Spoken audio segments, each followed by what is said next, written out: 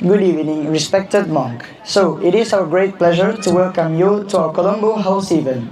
So, as we gather here under the shining lights of Colombo, we can see the growth of our city. Yeah, and the Lotus Tower stands proudly above us as a symbol of growth, and it shows the futurism of our city. But we had to remind that every city under its shining lights has many stories. Some people live life full of parties and rich lives, while other people continue with silent struggles, hard work, and hope for a better tomorrow. Even though people may walk on the same streets and live under the same skies, their journeys can be very different. So tonight, through our performance, we hope to show and a small reflection of these different lifestyles of Colombo. Hello Denush. ආපංකෝ හෙට අපිට sport meet එක තියෙනවා. Month එක්ක සබත්තු ජොඩක් බලන්න එනවද?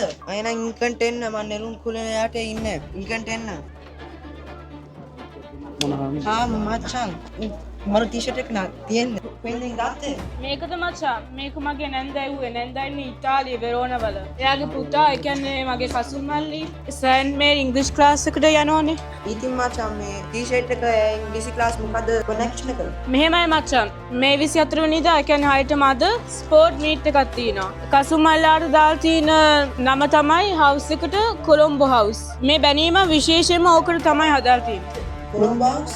ඇයි ඉතාලියේ කොලොම්බෝ house තියෙන්නේ? අන්න ඒක තමයි කියන්නේ ඉතාලි නෑල්ට හදන්න ඕනේ කොලොම්බෝ හවුස් එකේ නෙළුම් කුරුණ පල්ලෙයා දුප්පත් වුණත් පොහොසත් වුණත් අපි දෙන්නම එකම නෙළුම් කුරුණේ පල්ලෙයා ඉන්නේ කියලා. ෂා මර අයිඩියා ගන්න තියෙන්නේ ලෝකෙට පෙන්නනවා අපි කොහොමද ලංකාවේ ජීවත් වෙන්නේ. ඔව් මචං ඒක ඇත්ත.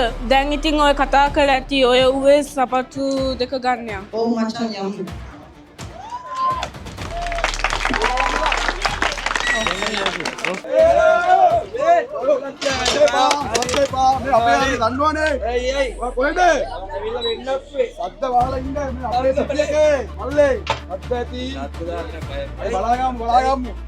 හැමදාම එකම තැන ඔයාලා. කවදාවත් මේ රට හදන්න බෑ අපිට. ඇයි බැරි? දෙන්නේ නෑ මල්ලේ. මේ නෙළුම් කුළුණු වල ගැහුවට ලස්සන තිබුණාට අපි හැමදාම මේ පැල්පතේ. මොකද අපිට වෙන්නේ? ඔයාලා හැමදාම කරන්නේ කඩේ යන්නේ. සද්ද වහලා ලස්සනට මේ සමාජයට හොඳ දේවල් දෙන්න. සද්ද වහලා මම යන්න දෙන්න. යන්න මල්ලේ.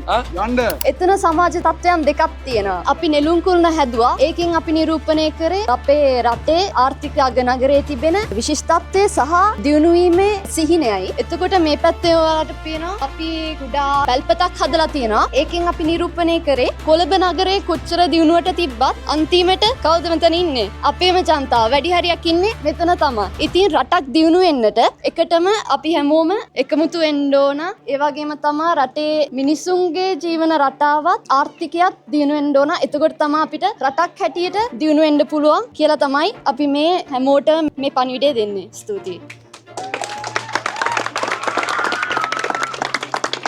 සාදරයෙන් පිළිගන්නවා කොළඹ නිවාසයේ වෙනුවෙන් දෙමව්පියන් වෙනුවෙන් සුළු කෙටි හැඳින්වීමක් කරන්න මේ නිවාසය සම්බන්ධව මේ නිවාසයට අපි 90%ක්ම සබහා ධර්මයට ආවනිකෙක් ගැන ඉතාලියෙන් කියනවා චික්‍රාබිලේ ඒ කියන්නේ නැවත මේකට ප්‍රතිශක්තිය කරන්න පුළුවන් දේවල් තමයි භාවිතා කරලා තියෙන්නේ 90%ක්ම ඒක ඔබතුමාලාට පේනවා ඇති අපේ හවුස් එකේ ඉන්න ළමයිට ආදර්ශයක් වෙන විදිහට ඉස්සරහට අපේ පරිසරයට හිතකාමී ඒ වගේම කාර්තා ඒ වගේම කාඩ්බෝඩ් ඒ වගේම ලෑලි ඒ වගේම ස්වභාවයෙන් හොයාගත් දේවල් තමයි මෙතන තියෙන 90%ක්ම විශේෂයෙන් කොත් මේ නෙළුම් කුළුණේ ඇරෙන්න ඉතුරු සේවල් සියලු දේවල්ම චිත්‍රාබිලේ කරන්න පුළුවන් දේවල්. ඒක තමයි මේකේ තියෙන විශේෂත්වය. බොහොම ස්තුතියි.